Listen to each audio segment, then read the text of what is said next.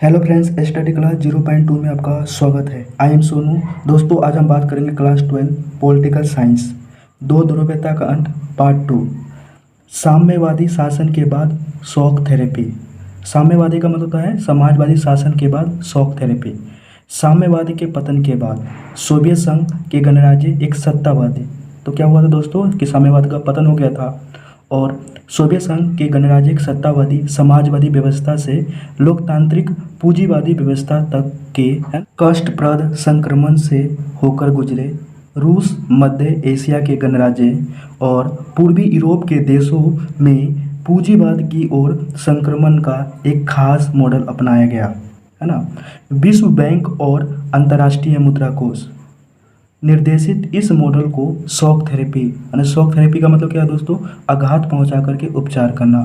ये दोस्तों आपका इम्पोर्टेंट है पेपर की दृष्टि से। तो विश्व बैंक और अंतर्राष्ट्रीय मुद्रा कोष द्वारा निर्देशित इस मॉडल को शॉक थेरेपी, आघात पहुंचा करके उपचार करना कहा गया है। भूतपूर्व, है ना, भूतपूर्व दूसरी दुनिया के देशों में शॉक थेरेपी की गति और गहनता अलग अलग रही, लेकिन इसकी दिशा और चरित्र बड़ी सीमा तक एक जैसे थे। हर देश को पूंजीवादी व्यवस्था की ओर पूरी तरह मुड़ना था, है ना, पूंजीवादी व्यवस्था की तरफ मुड़ना था। इसका मतलब था कि सोवियत संघ, है ना, सोवियत संघ के दौर की हर संरचना से पूरी, है ना, पूरी तरह निजात पाना था, है ना। तो पूरी तरह क्या करना था दोस्तों, निजात पाना था। शॉक थेरेपी की सर्वोपरि मान्यता थी कि मिल्कियत का सबसे प्रभावी, है ना, प्रभावी रूप से निजी स्वामित्व होगा। क्या होगा दोस्तों कि निजी स्वामित्व होगा। उसके बाद क्या दे रखा है, इसके अंतर्गत राज्य की संपदा, है ना, राज्य की संपदा का क्या किया जाएगा, निजीकरण, है ना। राज्य की जो दोस्तों संपदा है उसका क्या किया जाएगा दोस्तों, निजीकरण किया जाएगा। निजीकरण का मतलब होता है और व्यावसायिक स्वामित्व के ढांचे को तुरंत अपनाने की बात शामिल थी। सामूहिक फर्म को निजी फर्म में बदल दिया, जो सामूहिक फर्म था उसको क्या कर दिया, निजी फर्म में बदल दिया गया। और पूंजीवादी पद्धति से खेती शुरू हुई, माने कौन सी पद्धति से, पूंजीवादी से। और इस संक्रमण ने राज्य नियंत्रण माने समाजवाद या पूंजीवाद के अतिरिक्त किसी भी वैकल्पिक व्यवस्था या तीसरे रुख को मंजूर नहीं किया गया दोस्तों, है ना, मंजूर नहीं किया गया। उसके बाद देखा दोस्तों, आगे हम बात करते हैं कि शॉक थेरेपी इन अर्थव्यवस्थाओं के बाहरी व्यवस्थाओं के प्रति क्या थे, रुझान बुनियादी तौर पर बदल गया। अब माना जाने लगा कि ज़्यादा से ज़्यादा व्यापार करके ही विकास किया जा सकता है, तो माना ज़्यादा से ज़्यादा व्यापार करके ही व्यापार किया जा सकता है।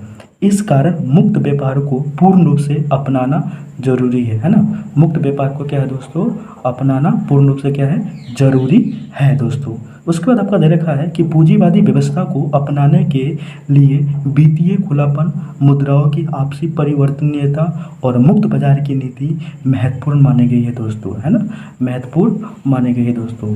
आगे हम बात करेंगे दोस्तों, अंततः इस संक्रमण में सोवियत खेमे के देशों के बीच मौजूद व्यापारी गठबंधन, तो इस संक्रमण में सोवियत खेमे के देशों के बीच मौजूद व्यापारी गठबंधनों को समाप्त कर दिया गया और खेमे के प्रत्येक देशों को एक दूसरे से जोड़ने की जगह सीधे पश्चिमी मुल्कों से जोड़ा गया। पश्चिमी मुल्क मतलब अमेरिका से। इस तरह धीरे धीरे इन देशों को पश्चिमी अर्थतंत्र में समाहित किया गया। पश्चिमी दुनिया के पूंजीवादी देश अब नेता की भूमिका निभाते हुए अपनी विभिन्न एजेंसियों और संगठनों के सहारे इस खेमे के देशों के विकास का मार्गदर्शन और नियंत्रण करेंगे। तो विभिन्न एजेंसियों और संगठनों के सहारे इस खेमे के देशों के विकास का मार्गदर्शन करेंगे और क्या करेंगे दोस्तों, नियंत्रण करेंगे। अगला पॉइंट दे रखा है दोस्तों, वो बात करेंगे शॉक थेरेपी के परिणाम, है ना दोस्तों, कि शॉक थेरेपी के परिणाम। दोस्तों ये सवाल पेपर की दृष्टि से वेरी इंपॉर्टेंट है। प्रश्न ऐसे पूछा जाता है कि शॉक थेरेपी से क्या आप समझते हैं और शॉक थेरेपी के परिणाम बताइए।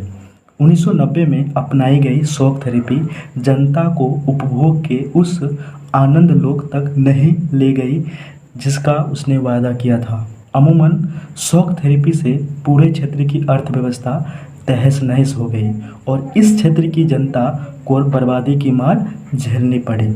रूस में पूरा का पूरा राज्य नियंत्रण औद्योगिक ढांचा चरमरा गया। तो रूस के जो औद्योगिक ढांचा बिल्कुल चरमरा गया था। लगभग 90% उद्योगों को निजी हाथों या कंपनियों को बेच गया। तो 90% जो उद्योग थे दोस्तों, उसको निजी हाथों या कंपनियों के हाथों बेच दिया गया।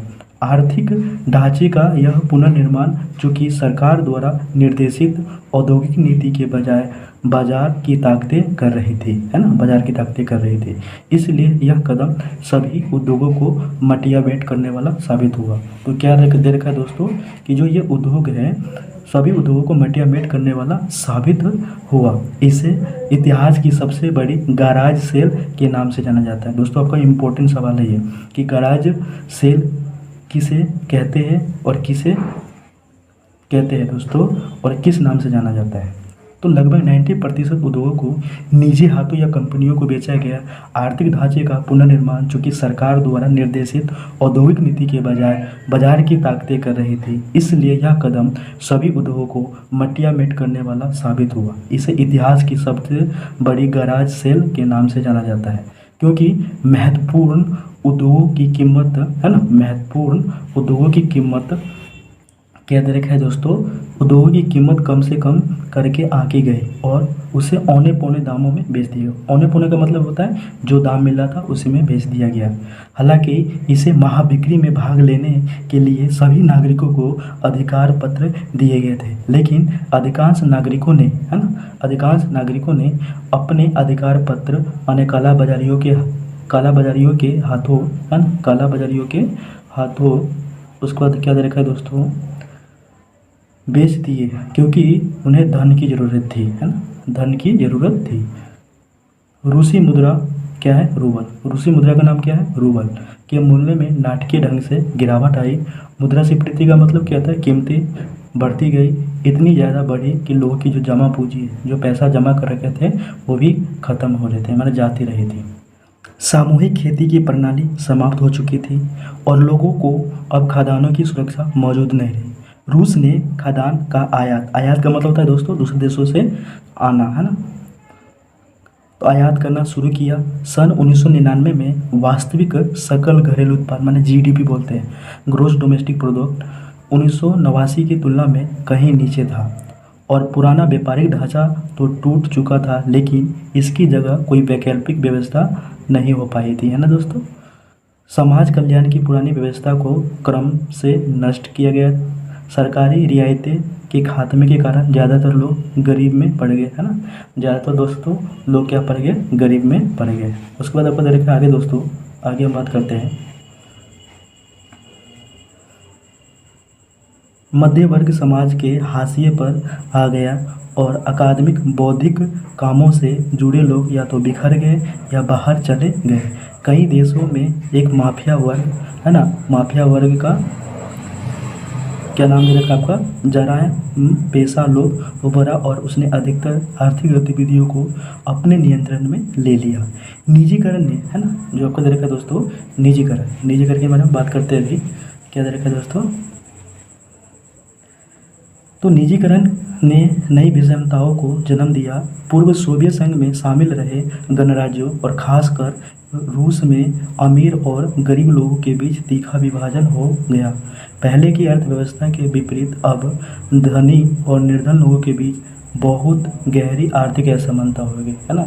जो अमीर लोग थे ज़्यादा अमीर हो गए थे, गरीब लोग ज़्यादा गरीब हो गए थे। अगला पॉइंट दे रखा है दोस्तों, हम बात करते हैं आर्थिक बदलाव को बड़ी प्राथमिकता दी गई और उस पर पर्याप्त ध्यान दिया गया, लेकिन लोकतांत्रिक संस्थाओं के निर्माण का कार्य इसी प्राथमिकता के साथ नहीं हो सका और इन सभी देशों के संविधान हड़बड़ी में तैयार किए गए थे। तो इन देशों के संविधान हड़बड़ी में तैयार किए गए थे। रूस सहित अधिकांश देशों में राष्ट्रपति को कार्यपालिका का प्रमुख बनाया गया है ना। और रूस सहित, है ना, रूस सहित अधिकांश देशों में जो राष्ट्रपति होता है वो कार्यपालिका क्या होता है, प्रमुख होता है और उसके हाथ में लगभग हर संभव शक्ति थमा दी गई, है ना। हर संभव शक्ति को क्या कर दिया दोस्तों, थमा दिया, है ना, थमा दिया गया। उसके बाद लिखा है फलस्वरूप संसद अपेक्षाकृत कमजोर संस्था रह गई और मध्य एशिया के देशों में राष्ट्रपति को बहुत अधिक शक्तियाँ प्राप्त थी और इनमें से कुछ सत्तावादी हो गए, है ना, क्या हो गए दोस्तों, सत्तावादी हो गए और मिसाल के तौर पर तुर्कमेनिस्तान उज़्बेकिस्तान के राष्ट्रपतियों ने पहले 10 वर्षों के लिए अपने को इस पद पर बहाल किया और इसके बाद समय सीमा को अगले 10 सालों के लिए बढ़ा दिया। इन राष्ट्रपतियों ने अपने फैसले से असहमति या विरोध की अनुमति नहीं दी। अधिकतर देशों में न्यायिक संस्कृति और न्यायपालिका की स्वतंत्रता को स्थापित करने का काम करना अभी क्या था, बाकी है दोस्तों। रूस सहित अधिकांश देशों की अर्थव्यवस्था ने सन 2000 में यानी अपनी आज़ादी के 10 साल बाद खड़ा होना शुरू किया था दोस्तों, है ना। अपने आज़ादी के बाद 10 साल के बाद वो खड़ा होना शुरू किया था। इन अधिकांश देशों की अर्थव्यवस्था के पुनर्जीवन का कारण था खनिज तेल मतलब प्राकृतिक गैस और धातु जैसे प्राकृतिक संसाधनों का निर्यात। रूस, कजाकिस्तान, तुर्कमेनिस्तान, उज़्बेकिस्तान और अज़रबैजान तेल और गैस के बड़े उत्पादक हैं। तो इस देशों में क्या होता है, गैस के बड़े उत्पादक है और तेल के बड़े उत्पादक है ये देश, है ना दोस्तों। आगे देखते हैं दोस्तों क्या तरीका है आपका। बाकी देशों को अपने क्षेत्र से तेल की पाइपलाइन गुजरने के कारण फायदा हुआ है। तो जिस देश से पाइपलाइन जाएगा तो जो देश लेके जा रहा है उसको टैक्स देना पड़ेगा उस देश को, और इस एवज में उन्हें किराया मिलता है, माने वही रेंट मिलता है। और हर एक हद तक विनिर्माण का काम भी फिर शुरू हुआ, है ना दोस्तों। एक हद तक विनिर्माण का काम भी फिर शुरू हुआ। आगे देखा है दोस्तों, आगे हम बात करते हैं टॉपिक क्या देखा आपका, है ना दोस्तों। संघर्ष और तनाव। पूर्व सोवियत संघ के अधिकांश गणराज्य, है ना, अधिकांश गणराज्य संघर्ष की आशंका वाले क्षेत्र और अनेक गणराज्यों ने गृह युद्ध और बगावत को झेला है। इसके साथ इन देशों में बाहरी ताकतों की दखल भी बढ़ी है और इससे स्थिति और भी जटिल हो गई है दोस्तों, है ना। बाहरी ताकत की वृद्धि हुई है और जटिल हो गई है। रूस के 2 गणराज्य चेचन्या और दागिस्तान में हिंसक अलगाववादी आंदोलन चले। मॉस्को ने चेचन विद्रोह से निपटने के जो तरीके अपनाए और जिस गैर जिम्मेदार तरीके से सैन्य बमबारी की और उसमें मानवाधिकार का व्यापक उल्लंघन हुआ, लेकिन इससे आज़ादी की आवाज़ दबाई ही नहीं जा सकी। तो रूस के 2 गणराज्य हैं चेचन्या और दागिस्तान में हिंसक अलगाववादी आंदोलन चल रहे थे। मॉस्को ने चेचन विद्रोह से निपटने के लिए, है ना, सैन्य बमबारी और मानवाधिकार का व्यापक उल्लंघन हुआ दोस्तों, है ना। उसको क्या देखा दोस्तों कि इससे आज़ादी की आवाज़ दबाई नहीं जा सके। मध्य एशिया में ताजिकिस्तान 10 वर्षों यानी 2001 तक गृह युद्ध की चपेट में रहा। इस पूरे क्षेत्र में कई सांप्रदायिक संघर्ष चल रहे हैं। अजरबैजान का एक प्रांत नगरनो काराबाख है। यहाँ के कुछ स्थानीय अर्मेनियाई अलग होकर के अर्मेनिया से मिलना चाहते थे, है ना दोस्तों, कि जो अजरबैजान के प्रांत नगरनो, है ना, काराबाख, जहाँ के कुछ स्थानीय अर्मेनियाई से अलग होकर के अर्मेनिया से मिलना चाहते थे। जॉर्जिया के 2 प्रांत स्वतंत्र चाहते थे और गृह युद्ध लड़ रहे थे। यूक्रेन, किर्गिस्तान तथा जॉर्जिया में मौजूद शासन को उखाड़ फेंकने के लिए आंदोलन चल रहे हैं। कई देश और प्रांत नदी जल के सवाल पर आपस में भिड़े हुए हैं। इन सारी बातों की वजह से, है ना, इन सारी बातों की वजह से क्या हो रहा है दोस्तों, अस्थिरता का माहौल है और आम नागरिकों का जीवन क्या हो रहा है दोस्तों, दुर्भर हो रहा है ना। अस्थिरता का माहौल है और आम नागरिकों का जीवन दुर्भर हो रहा है। मध्य एशिया गणराज्यों में हाइड्रोकार्बनिक माने पेट्रोलियम संसाधनों का विशाल भंडार है। इससे इन गणराज्यों को अधिक आर्थिक लाभ हुआ है, लेकिन इसी कारण से यह क्षेत्र बाहरी ताकतों और तेल कंपनियों की आपसी प्रतिस्पर्धा का अखाड़ा भी बन गया है दोस्तों, है ना। और यह क्षेत्र रूस, चीन और अफगानिस्तान से सटा है तथा पश्चिम एशिया से नज़दीक है। 11 सितंबर 2001 की घटना, है ना दोस्तों, 11 सितंबर 2001 की घटना के बाद अमेरिका इस क्षेत्र में सैनिक ठिकाना बनाना चाहता था। उसने किराए पर ठिकाने हासिल करने के लिए मध्य एशिया के सभी राज्यों को भुगतान किया और अफगानिस्तान तथा इराक से युद्ध के दौरान इन क्षेत्रों से, है ना, युद्ध के दौरान इन क्षेत्रों से क्या दे रखा है दोस्तों, युद्ध के दौरान इन क्षेत्रों से अपने विमानों को उड़ाने की अनुमति ली है ना। रूस इन राज्यों को अपना निकटवर्ती विदेश मानता है और उसका मानना है कि इन राज्यों को रूस के प्रभाव में रहना चाहिए। खनिज तेल जैसे, है ना, खनिज तेल जैसे संसाधन की मौजूदगी के कारण चीन के हित भी इसी क्षेत्र से जुड़े हैं और चीनियों ने सीमावर्ती क्षेत्रों में आकर के व्यापार करना शुरू कर दिया है दोस्तों, है ना, व्यापार करना शुरू कर दिया है। पूर्वी यूरोप में चेकोस्लोवाकिया शांतिपूर्वक दो भागों में बट गया है, चेक तथा स्लोवाकिया, है ना। तो पूर्वी यूरोप में चेकोस्लोवाकिया दो भागों में, चेक तथा स्लोवाकिया नामक के दो देश बने हैं। लेकिन सबसे गहन संघर्ष बाल्कन क्षेत्र के गणराज्य यूगोस्लाविया में हुआ। सन 1991 के बाद यूगोस्लाविया कई प्रांतों में टूट गया और इसमें शामिल बोस्निया हर्जेगोविना, स्लोवेनिया तथा क्रोएशिया, है ना। बोस्निया हर्जेगोविना, स्लोवेनिया तथा क्रोएशिया ने अपने को स्वतंत्र घोषित कर दिया और यहाँ के नाटो को हस्तक्षेप करना पड़ा, है ना। नाटो को क्या करना पड़ा दोस्तों? हस्तक्षेप करना पड़ा। यूगोस्लाविया पर बमबारी हुई और जातीय संघर्ष ने गृह युद्ध का रूप ले लिया, है ना दोस्तों। जातीय संघर्ष ने गृह युद्ध का रूप ले लिया। उसके बाद देखा है दोस्तों, उज्बेकिस्तान में हिंदुस्तानी फिल्में की धूम है दोस्तों, है ना। उज्बेकिस्तान सोवियत संघ को विघटित हुए 7 साल बीत गए हैं, लेकिन हिंदी फिल्म के लिए उज्बेक लोगों में वही ललक मौजूद है। हिंदुस्तान में कोई नई फिल्म रिलीज हुई नहीं कि चंद हफ्तों के भीतर इसकी पायरेटेड कापियाँ उज्बेकिस्तान की राजधानी ताशकंद, उज्बेकिस्तान की राजधानी क्या है? ताशकंद में बिकने के लिए उपलब्ध हो जाती है। ताशकंद के एक बड़े बाजार के नज़दीक हिंदी फिल्मों की एक दुकान मोहम्मद शरीफ पत की है। मोहम्मद शरीफ अफगानी है और पाकिस्तान के सीमा प्रांत के शहर पेशावर से वीडियो मंगाते हैं। उनका कहना है कि यहाँ हिंदी फिल्मों के बहुतेरे दीवाने हैं। मैं तो कहूँगा कि ताशकंद के 70% लोग इन फिल्मों को खरीदते हैं और हम लोग रोज़ाना लगभग 100 वीडियो बेच लेते हैं। मैंने अभी 1000 और वीडियो का ऑर्डर दिया है ना। 1000 वीडियो का क्या दिया दोस्तों? ऑर्डर दिया है। उसके बाद क्या लिखा है? उज्बेक लोग मध्य एशिया वे एशिया के अंग है और उनकी एक साझी संस्कृति है। इसी कारण वे लोग भारतीय फिल्मों को पसंद करते हैं। साझे इतिहास के बावजूद भारतीय फिल्म और उनके हीरो के लिए उज्बेकी लोगों की दीवानगी और उज्बेकिस्तानवासी अनेक भारतीयों को आश्चर्यजनक जान पड़ती है। ताशकंद स्थित भारतीय दूतावास के अशोक समर बताते हैं, हम जहाँ भी जाते हैं और स्थानीय अधिकारियों से मिलते हैं, काबीना मंत्री तक बातचीत में हमेशा ही इसका जिक्र करते हैं। इससे पता चलता है कि भारतीय फिल्म संस्कृति, गीत और ख़ास तौर पर राज कपूर यहाँ घर घर जाने जाते हैं। यहाँ अधिकांश लोग हिंदी गीत गा लेते हैं, अर्थ चाहे न मालूम हो लेकिन उनका उच्चारण सही होता है और वे संगीत भी पकड़ लेते हैं। मैंने पाया कि मेरे सारे पड़ोसी हिंदी गीत बजाते हैं और गा लेते हैं। मैं जब उज्बेकिस्तान आया तो यह मेरे लिए सचमुच बहुत आश्चर्य की बात थी। भारत और सोवियत संघ के रिश्ते कैसे थे दोस्तों? ये पेपर की दृष्टि से इम्पोर्टेंट है। भारत और सोवियत संघ के रिश्ते कैसे थे, है ना। शीत युद्ध के दौरान भारत और सोवियत संघ के संबंध गहरे थे, है ना। भारत और सोवियत संघ के रिश्ते क्या थे दोस्तों?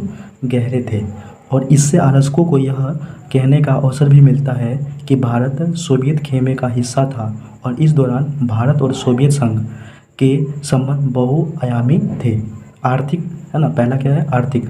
सोवियत संघ ने भारत के सार्वजनिक क्षेत्र की कंपनियों की ऐसे वक्त में मदद की जब ऐसी मदद पाना मुश्किल था, है ना। सोवियत संघ ने भिलाई, है ना, भिलाई में, बोकारो में, विशाखापट्टनम के इस्पात कारखानों तथा भारत की हैवी इलेक्ट्रिकल्स जैसे मशीनों, है ना, हैवी इलेक्ट्रिकल मशीन आगे दे रखा दोस्तों आपका संयंत्रों के लिए आर्थिक और तकनीक सहायता दें। भारत में जब विदेशी मुद्रा की कमी थी तब सोवियत संघ ने रुपये को माध्यम बना करके भारत के साथ किया गया था दोस्तों, व्यापार किया था। अगला है राजनीतिक पॉइंट। राजनीतिक, सोवियत संघ ने कश्मीर मामले पर संयुक्त राष्ट्र संघ में भारत के रुख को समर्थन दिया है। सोवियत संघ ने भारत के संघर्ष के गाढ़े दिनों, खास करके सन 1971 में पाकिस्तान से युद्ध के दौरान मदद की। भारत ने सोवियत संघ की विदेश नीति अप्रत्यक्ष लेकिन महत्वपूर्ण तरीके से समर्थन किया। है ना, महत्वपूर्ण तरीके से क्या किया दोस्तों, समर्थन किया।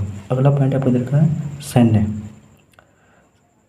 भारत को सोवियत संघ ने ऐसे वक्त में सैनिक साज सामान दिए जब शायद ही कोई अन्य देश अपनी सैन्य टेक्नोलॉजी भारत को देने के लिए तैयार था। सोवियत संघ ने भारत के साथ कई ऐसे समझौते किए जिससे भारत और संयुक्त रूप से सैन्य उपकरण तैयार कर सका, है ना, सैन्य उपकरण तैयार कर सका। संस्कृति, हिंदी फिल्म और भारतीय संस्कृति सोवियत संघ में, है ना, लोकप्रिय थी और बड़ी संख्या में भारतीय लेखक और कलाकारों ने सोवियत संघ की यात्रा की है ना। तो संस्कृति में क्या देखा है कि हिंदी फिल्म और भारत की संस्कृति सोवियत संघ में लोकप्रिय थी, बड़ी संख्या में भारतीय लेखक और कलाकारों ने सोवियत संघ की क्या किया दोस्तों, यात्रा किया है। पूर्व साम्यवादी देश और भारत। भारत ने साम्यवादी रह चुके सभी देशों के साथ अच्छे संबंध कायम किए। दोस्तों महत्ववादी का मतलब होता है समाजवादी देश, लेकिन भारत के संबंध रूस के साथ सबसे ज़्यादा गहरे हैं। भारत की विदेश नीति का के महत्वपूर्ण पहलू, भारत का रूस के साथ संबंध अच्छा है ना। भारत रूस संबंधों का इतिहास आपसी विश्वासों और साझे हितों का, है ना, साझे हितों का इतिहास है। भारत रूस के आपसी संबंध इन देशों की जनता की अपेक्षाओं से मेल खाते हैं, है ना, मेल खाते हैं। भारतीय हिंदी फिल्मों के नायकों में राज कपूर से लेकर के अमिताभ बच्चन तक रूस और पूर्वी सोवियत संघ के बाकी गणराज्यों में घर घर जाने जाते हैं और आप इस क्षेत्र में हिंदी फिल्मी गीत बजते सुन सकते हैं और भारत यहाँ के जनमानस का एक अंग है ना। रूस और भारत दोनों का अपना बहुध्रुवीय विश्व का है। तो रूस और भारत दोनों का सपना बहुध्रुवीय विश्व का है। बहुध्रुवीय माने बहुत सारे केंद्र। विश्व के इन दोनों देशों का आशय है कि अंतर्राष्ट्रीय फलक पर कई शक्तियां मौजूद हो, सुरक्षा की सामूहिक जिम्मेदारी हो, यानी किसी भी देश पर हमला हो तो सभी देश उसे अपने लिए खतरा माने और साथ मिलकर कार्रवाई करें, है ना दोस्तों।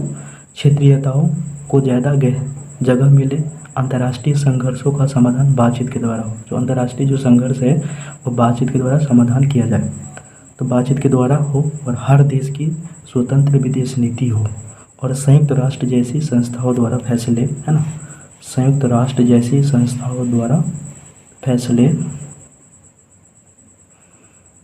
किए जाए तथा इन संस्थाओं को मजबूत, लोकतांत्रिक और शक्ति संपन्न बनाया जाए। 2001 के भारत रूस सामरिक समझौते के अंग के रूप में भारत और रूस के बीच 80 द्विपक्षीय दस्तावेज पर हस्ताक्षर हुए। तो 80 द्विपक्षीय माने दो देशों के बीच में क्या हुआ, दो पक्षीय व्यापार, है ना। द्वि माने क्या होता है, दो पक्षीय दस्तावेज पर हस्ताक्षर हुए। भारत को रूस के साथ अपने संबंध, है ना, अपने संबंध के कारण कश्मीर, ऊर्जा आपूर्ति, अंतर्राष्ट्रीय आतंकवाद से संबंधित सूचनाओं के आदान प्रदान, पश्चिम एशिया में पहुंच बनाने तथा चीन के, है ना, चीन के आगे देखा दोस्तों, चीन के साथ अपने संबंध में संतुलन लाने जैसे मसलों में फायदे हो गए। रूस को इस संबंध में सबसे बड़ा फायदा यह है कि भारत रूस के लिए हथियारों का दूसरा सबसे बड़ा खरीदार देश है। भारतीय सेना को अधिकांश सैनिक साज सामान रूस से प्राप्त होते हैं। चूँकि भारत तेल के आयातक देशों में से एक है, इसलिए भी भारत रूस के लिए एक महत्वपूर्ण है। उसने तेल के संकट के घड़ी में हमेशा भारत की क्या किया दोस्तों, मदद की है ना। भारत की क्या किया है दोस्तों, मदद की है। उसके बाद आपको दे रखा है दोस्तों, भारत रूस से अपना ऊर्जा आयात को भी बढ़ाने की कोशिश कर रहा है। ऐसी कोशिश कजाकिस्तान, तुर्कमेनिस्तान के साथ भी चल रही है। इन गणराज्यों के साथ सहयोग के अंतर्गत तेल वाले इलाकों में साझेदारी और निवेश करना भी शामिल है। रूस भारत की परमाणु योजना के लिए भी क्या है दोस्तों, महत्वपूर्ण है। रूस ने भारत के अंतरिक्ष उद्योग में भी जरूरत के वक्त क्रायोजेनिक रॉकेट देकर मदद की है। भारत और रूस विभिन्न वैज्ञानिक परियोजनाओं में क्या है, साझेदार है। तो क्या देखा है, रूस ने भारत के अंतरिक्ष उद्योग में भी ज़रूरत के वक्त क्रायोजेनिक रॉकेट देकर के मदद की है। भारत और रूस विभिन्न वैज्ञानिक परियोजनाओं में क्या है दोस्तों, साझेदार है।